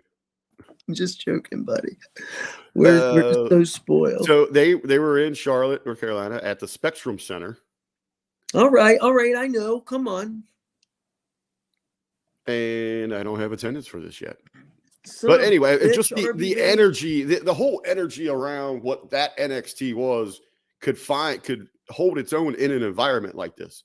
They had some trouble getting going. It didn't have a big card feel to it. Do you remember what the big matches were? Yeah, you had Roxanne Perez defending the NXT Women's Championship against the two members of a Toxic Attraction in a triple threat. Then your close, you had Braun Breaker in Grayson Waller. Grayson Waller, as Big Ray would say it, in a cage match for the NXT Championship. Who went up? Braun. Yeah. What's up with that Grayson guy? See, he just looks like a Nickelodeon character to me. Like, oh, you dingo. He wears like Rocco. yeah, he has these like yo boy shorts and like he looks like he's in a 1998 Puff Daddy video, but he's like Australian and he's got like the white yo boy like trash stash and he's like, "Good day." I don't know what's the skinny on him. How's everybody in our chat feel about Grayson? Are they fans of this guy? I was gonna say, I think there's a little bit of appeal with him, but there's some kind of there's something about him just doesn't strike me as professional wrestler. He doesn't have the intangible, bro. There is an intangible, and like Sami Zayn doesn't look like a pro wrestler per se, but he's got that intangible, right? Yeah, I don't know what it is. I'm not trying to come down hard on the guy. I'm here. He has good matches. Okay. Grayson is money. He's good on the mic for a new guy. Frank's he's a little surly, isn't he? But I know what you're saying for a new guy. But I don't know, man. Like, is that my standards for good on a mic? I'm like a snob these days. But just because you don't stumble on your words, just because you can get a little bit of heat, I don't know, it doesn't make you great on the mic. I think a lot of people get a pass now because we've had so many years of poorly written dialogue, or people just don't know how to cut promos now. So it's like dog shit is praised. But I'm not saying he's dog shit. I'm just saying. I've heard some of his promos and I was like, okay, well, he didn't like, I'm not coming out of pocket for him, and he didn't make me want to necessarily change the channel, but he didn't make me necessarily not want to, go on my phone. You know what I'm saying? So, yeah, we got a split chat here again, just like the Cody topics. Some of the crew over there love him, and some are just absolutely against it. Yeah, man, he doesn't have. Can you see that guy in there with, shirtless, wrestling Randy Orton? And it's like, why is he shirtless? Because he's a wrestler, guys. Can you see that? I mean, maybe, yeah, I guess. Yeah, it's funny because I asked that same question. I said, when's the last time Sammy wrestled without his shirt? And I'm trying to imagine him standing against Roman in a main event of WrestleMania. Especially with the record gate now, you're in LA. You have so much more potential for mainstream crossover. I love Sammy to death, from inside the bubble. That's but what I'm saying. To help us grow, an audience. It's Cody and Roman. Like, the people think they want to see it. It's reminiscent of the Daniel Bryan situation, right? Batista came back at the Rumble. This is going to be great. And the people are like, fuck you. We want Daniel Bryan.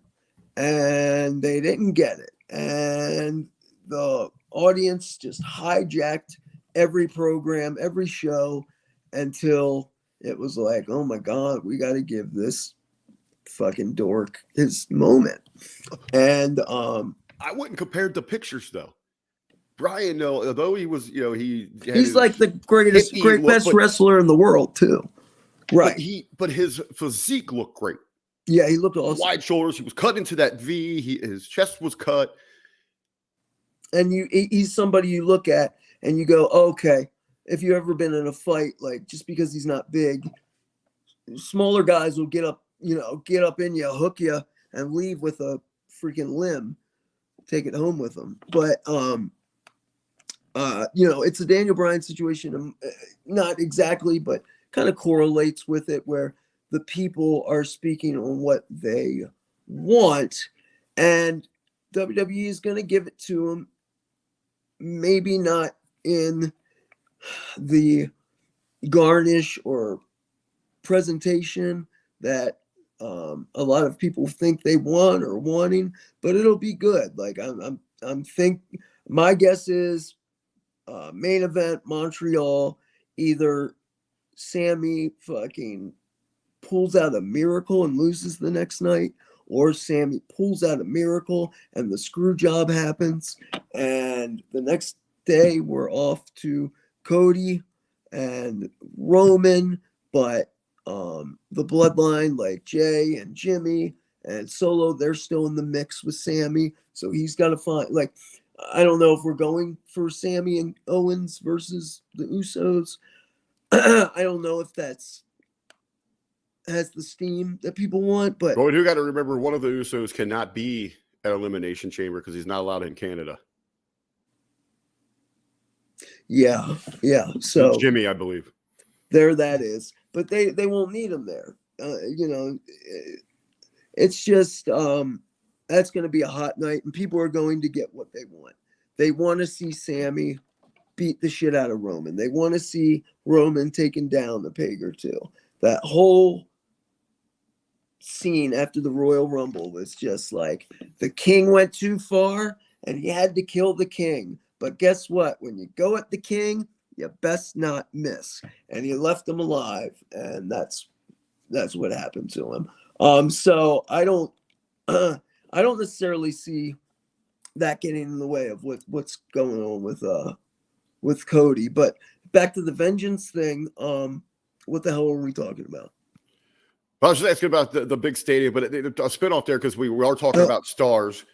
How do you feel about NXT now relying, and maybe you can talk about how maybe what it meant when main roster those caliber of stars would come back to OVW. We're getting a lot of people coming back to NXT to help out on this show. Obviously, you're in Charlotte, you want that tie, so they have Charlotte kind of do the opening read, the intro. She's running down the matches, and they got some cool graphics and then pose off with the different talents and that. On this show, you had New Day as the NXT Tag Team Champions. They had a Fatal 4-Way. They didn't relinquish, but new champions there. So New Day kind of a transition champ, but trying to give them that rub. Now I'm looking here at the sheet. Who won? Gallus. I think there was Gals. Yeah, it was a team. I know when you were on Next Level. I don't think you were real big on them. What are you saying? What are the words? Gals? Gallus. Mark Spell Coffey this and shit. Wolfgang. Gall. Gallus. So they're your new champs. But I don't know what these words mean. To the point. And now we've got they've announced that Bailey will be hosting a talk show segment this week on NXT. So your thoughts on main roster going back to try to give them a little boost and maybe correlate that to when in your day when some of the main roster guys would come down and work OVW specials. Gallus. Yes. Gallus. That's what I said. Gallus. That's Waller and Gallus. Legal should have said nope. I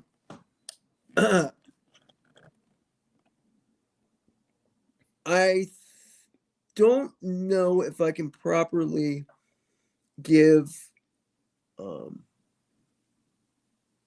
enough credit or lend. What I'm trying to say is it's hard for me to describe just how important and special it is for main roster talent, established talent to return to whatever you want to call it, developmental, the C show, whatever you want to call it, the place where they are, they're the contracted talent that ain't quite ready for the big show, learn their craft in national televised purgatory in a way. So in OVW, during my time there, I got there during Paul Heyman's final month or 6 weeks. So I was there on the tail end of what would have been like the Johnny Cheater, Matt Capitelli, big feud and era that got a lot of buzz at the time. And then it was like, you know, the Spirit Squad and those guys were like Brent Albright, CM Punk, all those guys, and then Shag Gaspard and JTG, they all were there. Then they moved on. Then it was like the Codys and the Sean Spearses and the Deuce and Dominoes and the da-da-da. And then they moved on. And during those times, though, there would be either dark matches where unannounced CM Punk would come out, and he had just, you know, won the world heavyweight title or was ECW, and the place pops. You know what I mean? Unannounced. And there's nothing quite like that, because first and foremost, that's a guy like Phil or anybody, CM Punk, anybody that came from OVW. There's such a great respect for Danny Davis and his wife Julie. And if you've trained under Rip Rogers, you can sense it. You hear us talk about it. Al Snow as well. There's like a reverence there, at least for me, and you see it with a lot of the talent, especially for Danny Davis, where big names like John Cena and would come and work the summer shows at Six Flags. But almost like there was a period in 2006, 2007 that almost every week there would be a surprise individual from the main roster coming down to, you know, not necessarily put over someone, but to, you know, help elevate somebody or try something out. There was a lot of like trial and error in those dark matches in OVW, and the fans, the audience, got to watch a lot of these talent grow up before their very eyes and evolve. But they also, you know, felt like they were there for a big part of their journey. So and I keep using Punk as an example because he was undoubtedly the most successful that came out of the class and era that I was in. Punk, you know, started, he didn't start OVW obviously, but when he started with OVW, he had that internet buzz. He was an internet darling, whatever that means. He was just a popular guy on the underground scene, so to speak. And the fans knew it. So they were excited that he was coming. And when he came, he was kicking ass and he was different. And it was like, OVW wasn't so much like a Southern fried, like, well, you listen here, you know, it became like, you know, edgier, like more dirtier, grimier. And the people got to watch that. And then CM Punk goes off to ECW and he goes off to WWE and he goes off to da-da-da. And then one day, a year after he's left, his music hits and he comes out and the place goes banana. Crazy. And it's so special for not only like it's so special for the people, right? Because you can't buy that kind of loyalty that they had for OVW, knowing that they didn't have much money, but that $5 they spent, holy shit, they got to see one of the biggest names in the business. And then for the boys to see that kind of giving back and, you know, how to treat Danny and how to pay forward what Danny and his wife Julie and Rip and Al had done for us. So when they come to NXT, I'm sure the office makes those calls and says, hey, we need you down there. I'm sure a lot of the guys, though, have called and said, hey, I'm willing to go. But it's so important for the talent, for the people, and for the individual going there because it keeps you humble. It lets you see who's up next, what you got to start looking out for. as long as it's not like a trap, as long as you don't get stuck there, it's a beautiful thing. Sorry, that was a long-winded answer. Were there any talents that went up, came back in work television for you? I know obviously different with the national, with local though. I'm trying to remember because I was fortunate enough. I had OVW in this area, but I can't remember someone that went up, had a significant run, found success, and then came back and worked a program. Sure, no, it OVW happened. television. It happened. It was.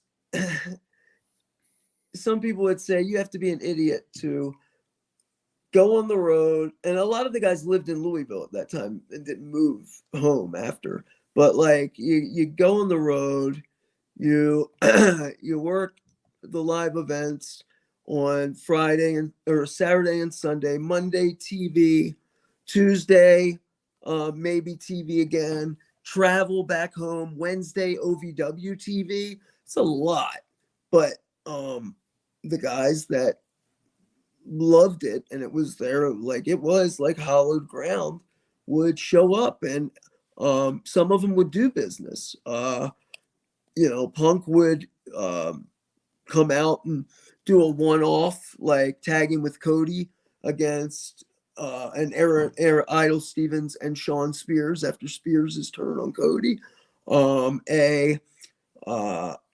There was a guy, I talked about him last week. He was Super Dave Osborne. He was like Evel Knievel, but drunk. He was a stuntman named Fearless Jack Bull who never completed any of his stunts. It was an interesting gimmick. The people loved it, but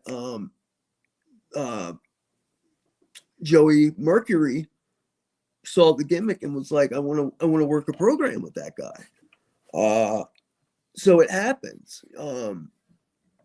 Spirit Squad came back. In the chat, they're saying Spirit Squad, Eugene. Now yeah. I remember Spirit Squad coming back. I remember Eugene. Eugene, you can't get rid of him there. Eugene was the mayor. But yeah, it was so cool. The people got banged for their buck. I always, and I don't know if I appreciated it as much. Maybe I did, but it was always cool to see somebody who had made it or had come through there and look upon the locker room that they left and not be disgusted. Like, be like, okay, it's in good hands. And I don't know how to properly share that and vocalize that camaraderie and that sense of duty to someplace that was really special, leaving it better than we found it. It's a real thing. It sounds corny, but it's a real thing. Very, very cool. And I just say, I kind of had a disconnect about that time with the main roster. So I was fortunate where I was at here because I had a ton of indie wrestling that was televised in Southern Ohio. And it was like a 3-hour block. I had OVW, HWA, and also the NWF was local here. So that's like when I really discovered like indie wrestling. Who was MWF? They're based out of here. Actually, Roger Ruffin, I actually just did a spot with him last week, recorded something with him. They just celebrated 27 years of running shows.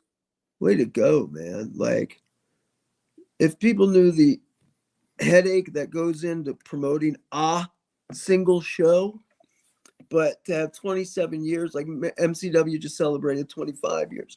It's like wrapping your head around that. I know at this point, like I can't imagine doing it for 27 years. It's insane, right? And he runs weekly too. It's that's so cool. Okay, so yeah, it's like, is it like a school? He has Bone Crushers Pro Wrestling Academy that's in conjunction with the Northern Wrestling Federation. Some names of note that he's had go on: Carl Anderson, Machine Gun got his start there. Abyss got his start there.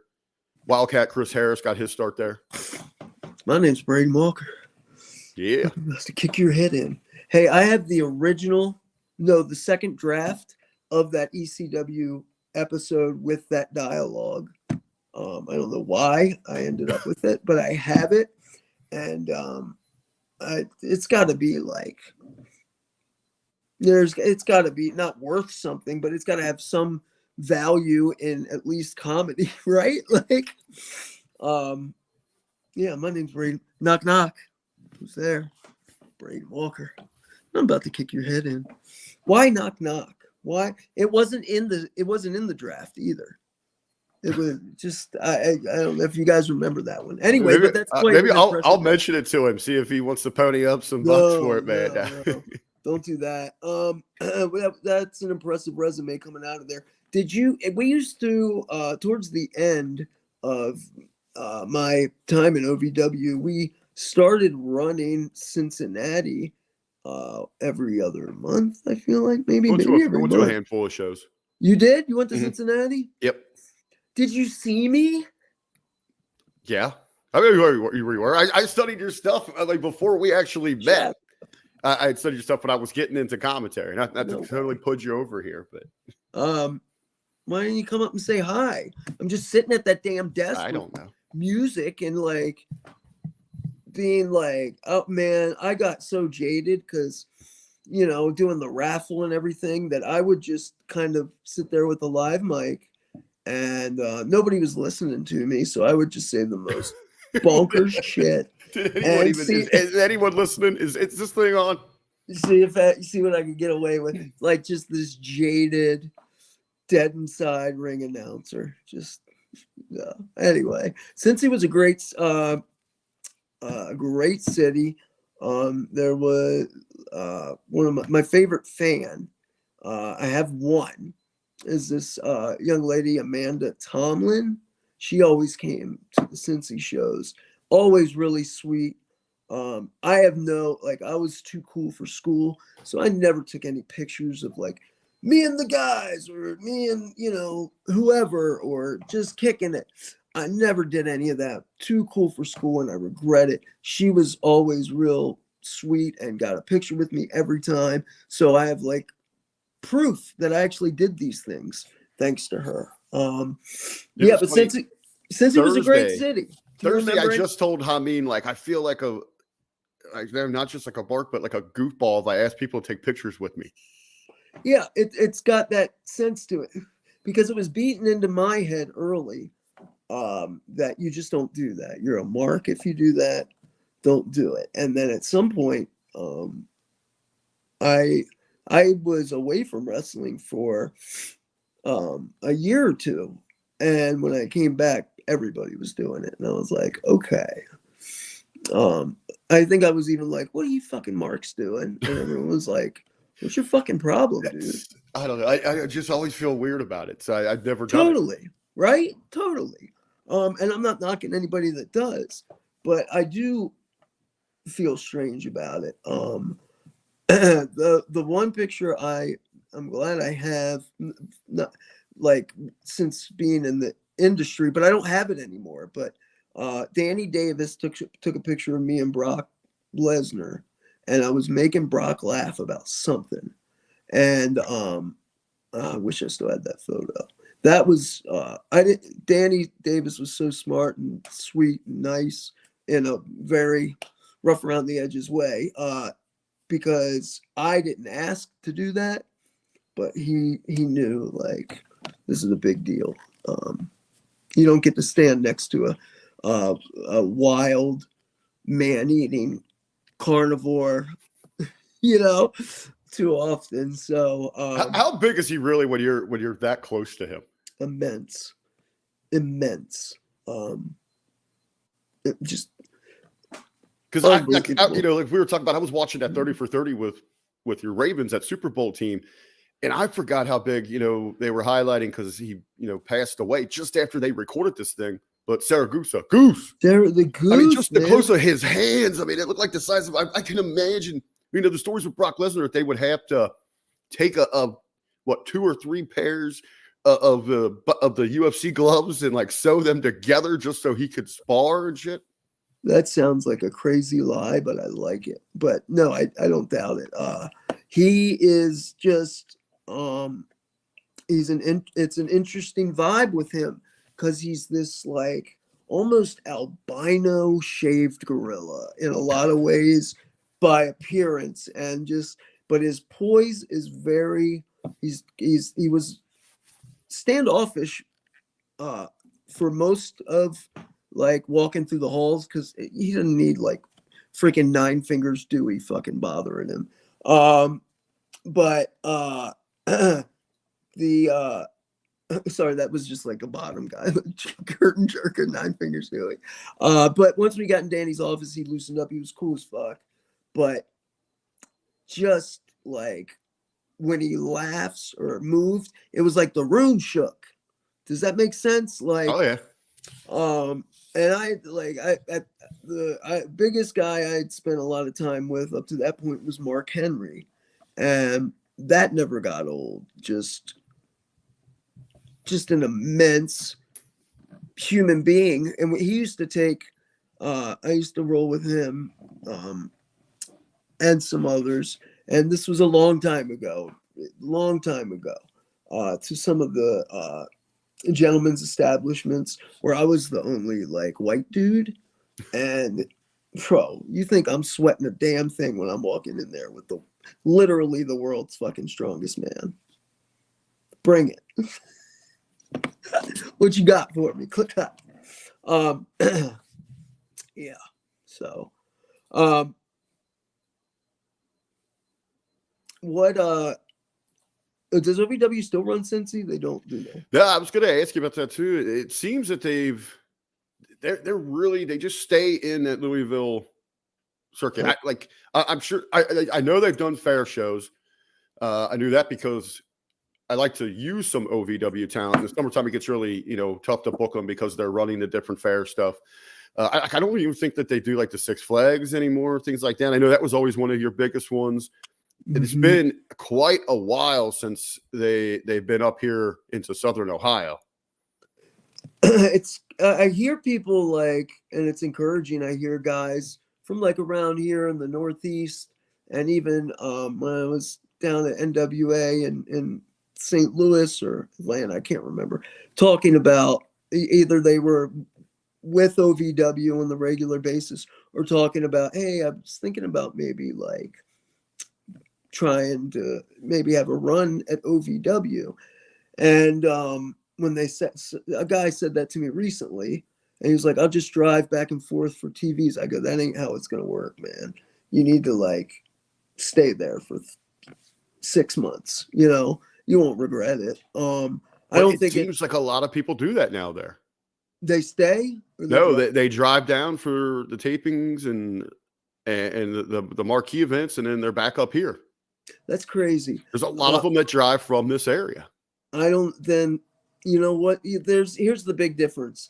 When I was there and Ben Hamin was there, we were all not only doing these shows and TV, we had practice and ring training and all the above, right? So it became more of a family. We all lived around the same area, and to go home in between TV or house would have been untenable. So I think I'm not certain that the class is what it is now. I'm sure they have a class, but obviously it doesn't spring forth the brotherhood, sisterhood, camaraderie that it did with us. If everybody's just coming, doing their time, and going home, we did quite the opposite. We did it right, like the boys and girls. Like even if somebody was an asshole, he was our asshole. If that makes sense. So, because hell, I could probably rattle off a dozen in the last 2 months that live within a few miles of me that just make that run down there on Thursdays to do their spot, and then they're back up here working shows on the weekend here. That's not too bad of a ride, right? Like, no, it's only like an hour and a half from. Yeah, that's easy. But again, like you were saying, no, it's not that. Okay, we got this training here this day, then everybody's getting together to review, tape, or this day. Then we've got OVW TV, then we've got Derby City TV. And then the weekends you're somewhere, right? Yeah, I don't think that's the same structure that they're running with. No, I guess not. No, man, I just like I think about. I may call my book the luckiest unlucky man. Like I can't. I mean, I was so grateful to be able to be in that time period of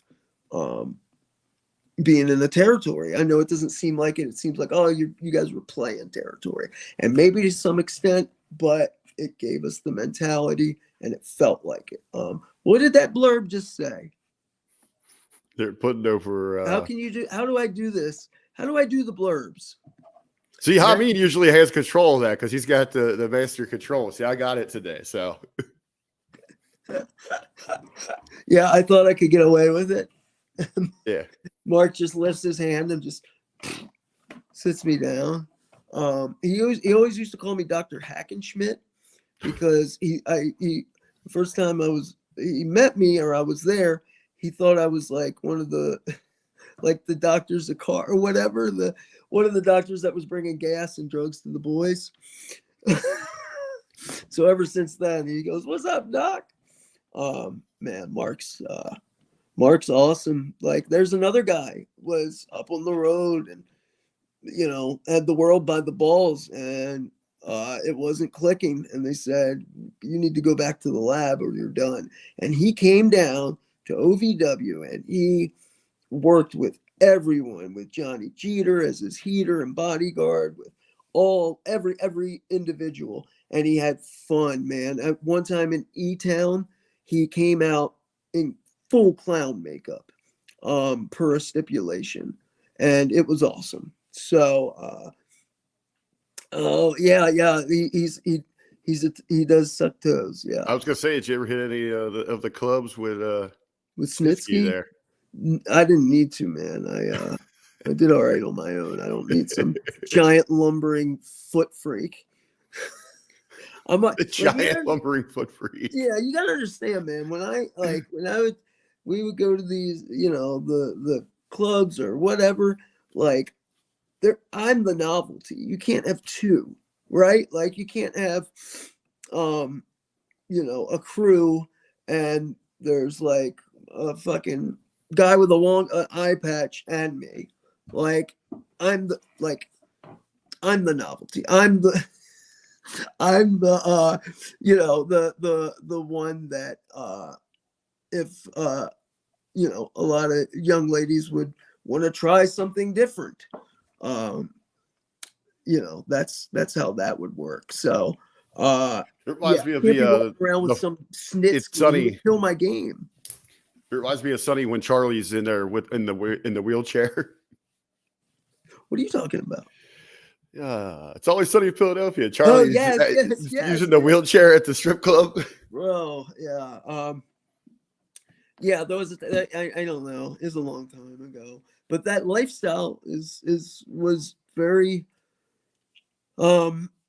conducive to one another. The wrestling and just always being up and moving and coming in late and wanting to blow off some steam, and anybody that dances, the females that dance, it's they're up late and I just got to say, like, and this sounds so just kind of like what kind of person am I? But it's true, man. Like, TV, people go crazy for you if you're even on local TV. Like, just go to the club on a Saturday. So that local celebrity was very real.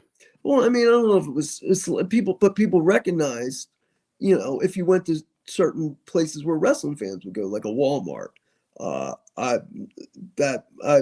was with my mom one time. She came to visit, and I got recognized at a Walmart, and that was like Walmart famous, baby. Yeah, at the time I was like, oh, so special. But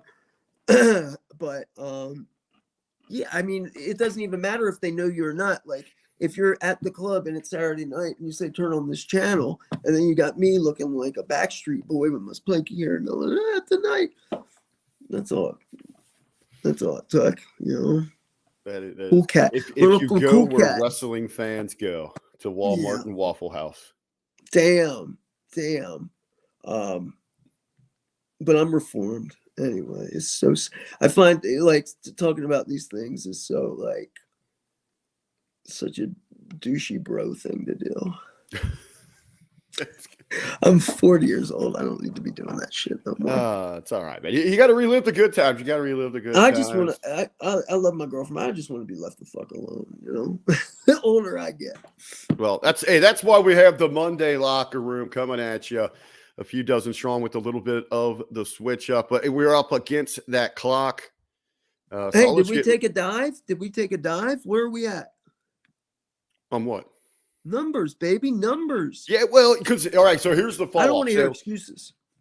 Hey, the key demo was still there. We still hit the key demographic. What is the key? Who are our key demos? We've got Frank Pickerel. We've got Spaceman. We've got Mark, we've got all of the major players. I love these guys. Yeah. Yeah, Lab Rat. The artist has returned. You know, they're all here. But here's where you get discount, because usually when Hamin runs these things, you know, he's stingy.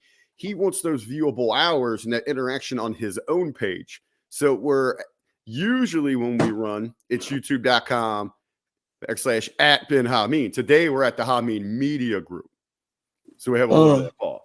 Why do you do that? Why do you do that? He's in Cancun. That's the way he does it. What, Mexico? Yeah. So as a reminder, you know, that's running here on the Hamin Media Group page, that Baltimore and I will be back this Thursday, 1:30 Eastern, for Light the Fuse. So again, a little bit of a programming switch up. Wednesday, you got the Vet and Big Ray. They're going to be talking next level, your 3-count news. 9 hours of programming there with Big Ray, and then we'll be back Thursday. Well, we'll all be looking forward to that, Greg. How did you like doing next level? And Big Ray's like the king of, like, you can have like 30 minutes of topics and the show still goes 4 hours. Yeah, I like Big Ray a lot. I think, don't get me wrong, he is very gifted in the art of flattery. But I think he is a very talented host. I wish we knew. I want to learn how to do the video thing. I had all these, you know, I got all these ideas and I can't put them up on a video. We got to give you control here. See, I wasn't even going to do this. I was going to get your take on this. Is it a video? No, we could do those, but I was just going to get a picture as in our parting ways here. But we're let done. me see. No, we're getting close to it. But I do want to share this with you here. On the cruise, did you see this? Oh boy, is this happening? The cruise happened? Yeah, it was just this past weekend. Actually, some great shares over the Hamin Media Discussion Group on Facebook. Scott Woodford was on the cruise. Looks like he had a great time. He was sharing. There's a bunch of photos that he shared over on Facebook in the discussion group here. But yeah, how about this? Danhausen and Jericho. That was the main event of the last night of wrestling. Man, Jericho's just fucking having fun. He don't even give a shit. What the main event was? Jerichohausen versus who? I don't know who they took on. It was just that photo is kind of floating around. Yeah. Interesting. We didn't hear much about this one, right? They didn't. Did they? It just seems like it wasn't as much advertisement or even cross mention on AEW programming about it. You know, book now and all this is the past ones. Maybe they're at a point where it's kind of taken on its own. Just people know to go to it. They're just getting the renewals each and every time. Listen, I don't know that I could do that. Good on Scott for going, and maybe we can get some. Hopefully, Frank Scott does have an SDT now. He has just a new one. I think being on the boat as a wrestler with a bunch of wrestling fans is interesting, but I think like at some point like the wrestlers are just probably like hiding, and the fans may get wrestled out. I don't know. I don't. It's an interesting concept. I've kind of done too much of a deep dive on the atrocities and murders that happen on cruises. So, well, remember back in the day, WCW did that. They had the Bruise Cruise. The Bruise Cruise, yeah. So anyway, point being, I know we're all over the place here. I got to figure out how to put up videos, and maybe you can teach me because if you folks want more of this, just timeless, witty, top-notch banner between myself and RBV, Light the Fuse, is when Thursday 1:30, and 1:30 Eastern. we will just be so excited to talk AEW and talk the wonderful stories, and Now you do have to be careful with video, especially when we're streaming live on YouTube, because I know Ray a couple times he's had the feed get killed. Oh, or like copyright and shit like that. Oh shit. Okay, I'd have to be pretty obscure then. Yeah.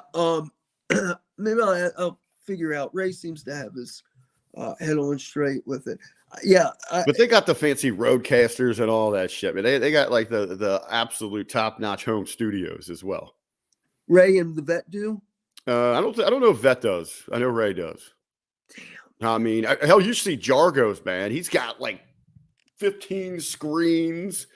It looks like his is straight out of like the truck, but at Raw or something like that. He's got everything going. So I have some people that watch these wonderful YouTube shows that we do, and I've gotten a lot of like kickback of your camera angle sucks, like mine. Like nobody wants to look up my nose. Nobody wants I'm always like moving, and I got to because of my back. But boo-hoo.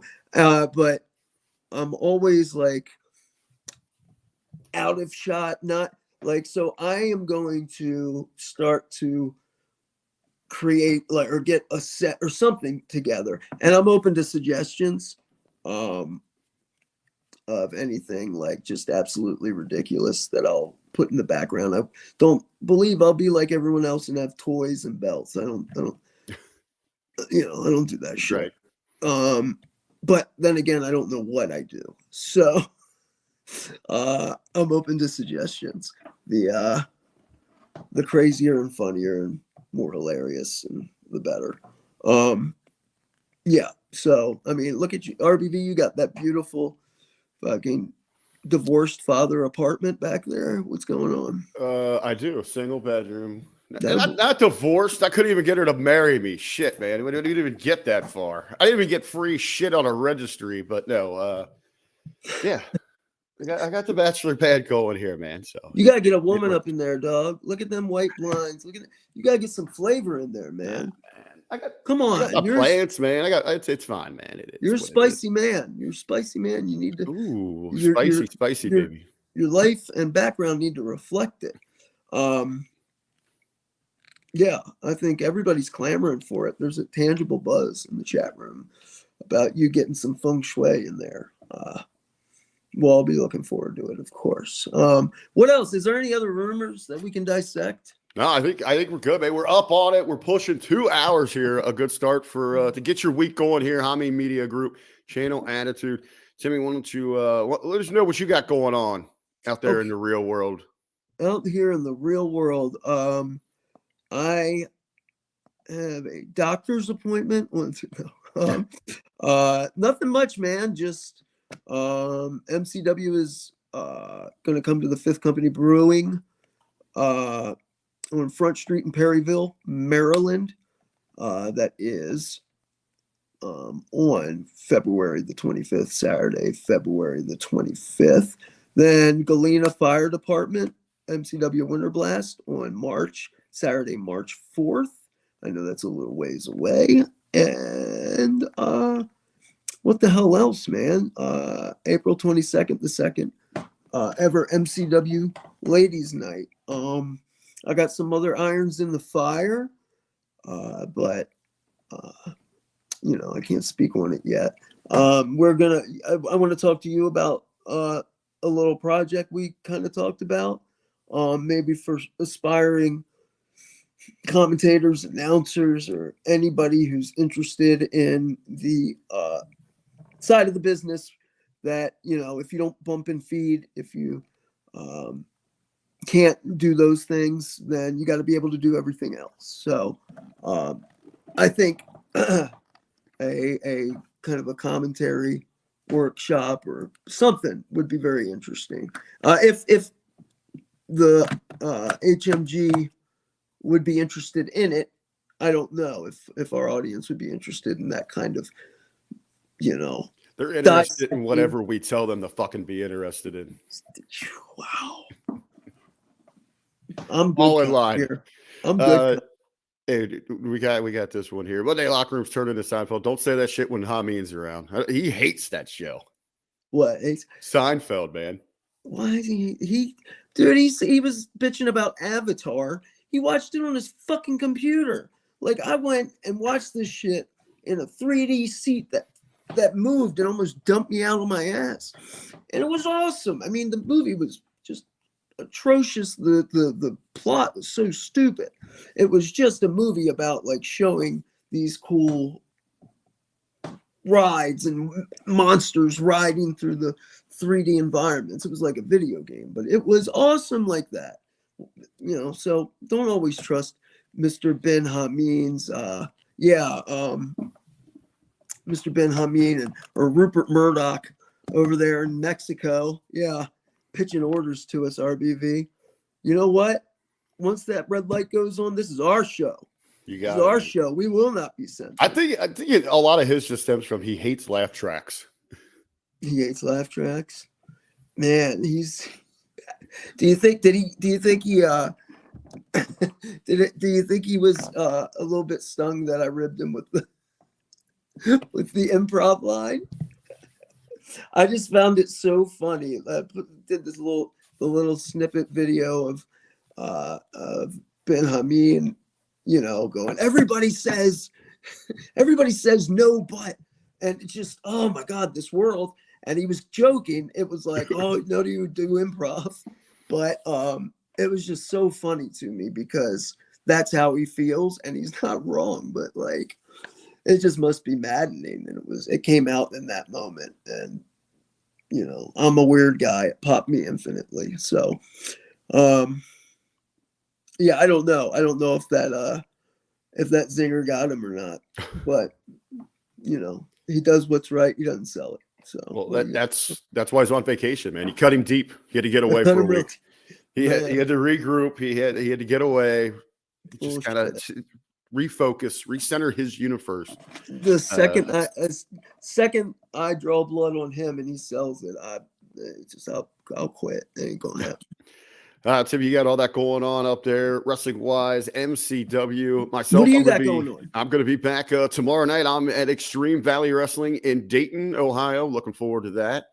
Extreme Valley Wrestling? Extreme Valley Wrestling, baby. All right. What Dayton, Ohio. What do you do there? You announcing, commentating, managing? Well, I guess I'll let the cat out of the bag. We're here live. We're about exclusives. This Real Talk. I don't know if anyone up there's listening. Hopefully not. But okay, well, there might be a new law dog in town. Okay, I mean, don't fucking talk your way out of the booking. Yeah, it's all right. But and then I got next month, a month from now, I get to go down to your guys near your guys' old stopping grounds. Last week you guys were having a little fun with the arena in Jeffersonville, Indiana. I'll be there doing some commentary. Buddy, yeah, you're gonna FaceTime me when you get there, and we're gonna laugh. I'll bring. Hey, I even thought about it. I was gonna, I'll get there early. I'll bring the whole rig, and we'll just go live, and we'll just chit chat. I'll be from there, and you can tell. We'll talk about some stories that you've had there before I go on air with the promotion that I'm with them. Yeah, before you fucking walk in the door and catch syphilis from a goddamn nail on the wall or some shit, like. Oh, which is more dangerous, a boat full of wrestling fans or the arena? Oh man, it's comparable, man. Yeah. Wow, that place. I think they fixed it up a little bit. I know our buddy Shiloh.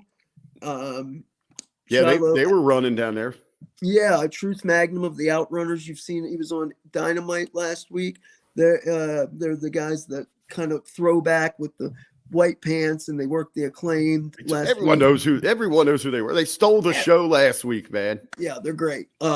He started running and got out, but he tried to fix it up, and he did a little bit. The arena, that is. So you can thank him for that. When you're not sitting in feces. And it's just funny when you say the arena, I always think like, oh, because I'm from here, I think ECW, but Indiana, you're Midwest, which is a totally different scene for wrestling. God bless it. Yeah, that's the arena. So I'm looking forward to hearing how it goes for you, RBV. I like to keep up with your wrestling journey and your shenanigans because, Yeah, they are shenanigans, man. They are shenanigans. All right. Well, I'm going to say that we're going to reconvene. Yes, we are. Thursday, 1:30 Eastern. I guess to get us out of here, a little salute to the man who couldn't be here with us. His name's on the door. So we'll send it out with a little. No weight training camp, Armageddon has come. He'll put an end to pro wrestling. Heck a Hamin, and you might as well replicate. Yeah, there's this in the replay here. Let's restart it. I like this version over the traditional one. you should have put on Wake Me Up Before You Go. You gotta learn where the opening goes. Put you in the camel clutch, crack your spine. I wasn't planning on closing it. Sideline, ringside, paralyzed, fuck a crutch, cause you're gonna need a wheelchair. Then I mean with the Yes, we will. We're out of here. We are ending broadcast. We'll see everybody Thursday like you get Tuesday. killed there. Black and blue when you turn purple, leaking red when it's spilled there. And Bill Fair catching heat with the crowd. Just another vicious heel down the cheat, and he's proud. Hear the screams when aloud. The reading out his palms. Fuck your book of songs when the dirty Saudis dropping.